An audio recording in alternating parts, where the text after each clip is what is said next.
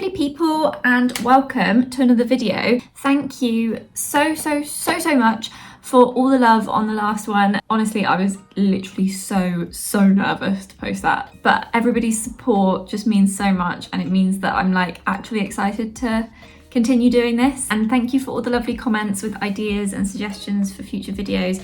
I'm creating a list and I'm gonna make sure I go through all of them because there are some amazing ideas. So I'm definitely one of those people that gets intimidated by a massive book. Don't get me wrong, I love those big chunky boys, but sometimes you're just in the mood to fly through something and your attention span just isn't quite up to reading, I don't know, like an 1,000-page Tolstoy novel. So when I'm in one of those moods, what I love to reach for is a nice, short, snappy read of under 300 pages. It's less daunting and you feel like a sense of achievement once you've finished it. So in today's video, I thought I'd just run through 4 of my favourite short reads under 300 pages. These are all really great books, ones that I highly recommend. Without further ado, let's get into it.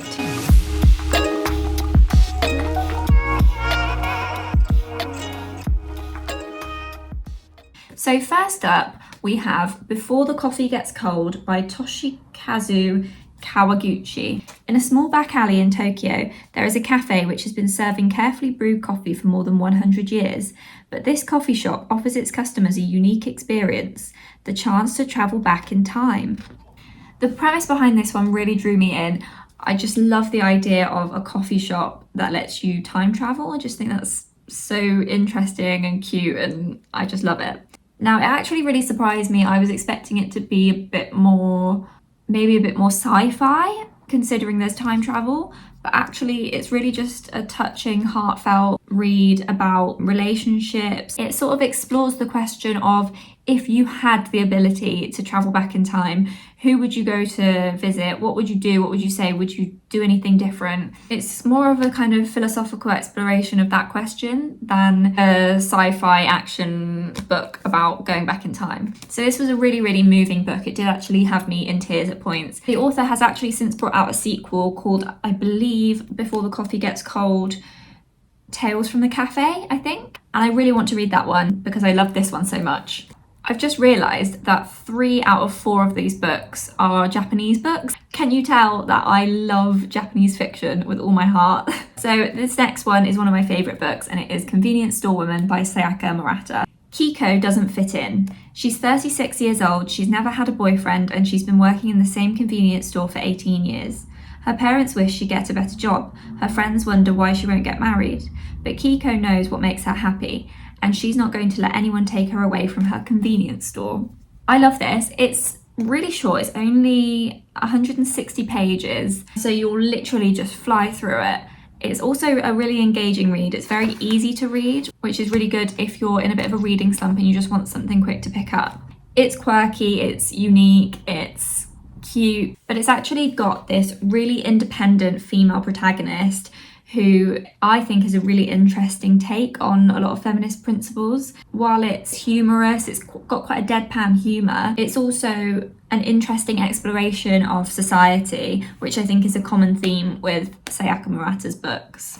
Okay, so this next one is one of my all-time favourite books. I literally adore this book with all my heart and soul, and if you haven't read it, you need to go and buy it right now. And that is The Mothers by Bennett. I am in love with this book. It's not that long, it's only 275 pages. I literally flew through it in an afternoon. Like, I could not put it down once I started reading it. It's the last season of high school life for Nadia Turner, a rebellious, grief-stricken 17-year-old beauty. Mourning her own mother's recent death, she takes up with the local pastor's son. Luke Shepherd is 21, a former football star whose injury has reduced him to waiting tables at a diner. They're young, it's not serious, but the pregnancy that results from this teen romance and the subsequent cover-up will have an impact that goes far beyond their youth. The lyrical, poetic prose is some of the best I've ever come across. I'm a sucker for lyrical prose, and this, it's just perfect. Explores grief, young love, race, class, religion. It's a short book, but it really packs a punch. So last but not least is probably the shortest of the bunch. It's only 138 pages long, and that is The Last Children of Tokyo by Yoko Tawada. I don't know how you pronounce that name. Yoshiro thinks he might never die. 100 years old and counting, he is one of Japan's many old elderly, men and women who remember a time before air and sea were poisoned, before terrible catastrophe prompted Japan to shut itself off from the rest of the world.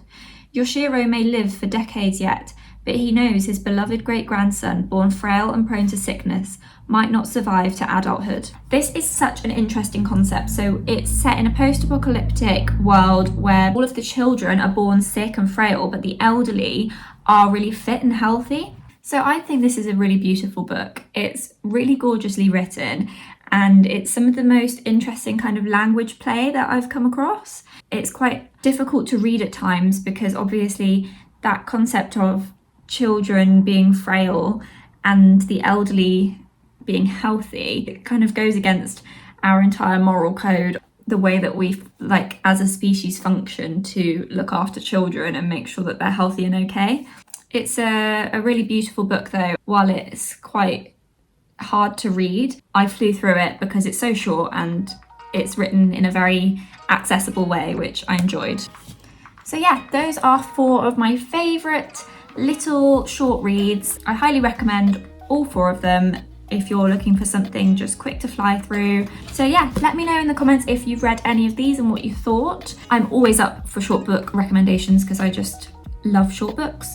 If you're not already following me on Instagram, make sure you head over there because that's where I'm most active. I'm hoping to try and post on here twice a week. My provisional schedule at the moment, I'm thinking, is maybe Wednesday and a Saturday. I really hope that you enjoyed this video, and if you did, make sure you give it a like. Make sure you hit the subscribe button if you want to see more videos like this, and you can also hit the notification bell if you want to be notified of when I next post. Thank you so much for watching, and I'll see you in the next one. Love you, bye!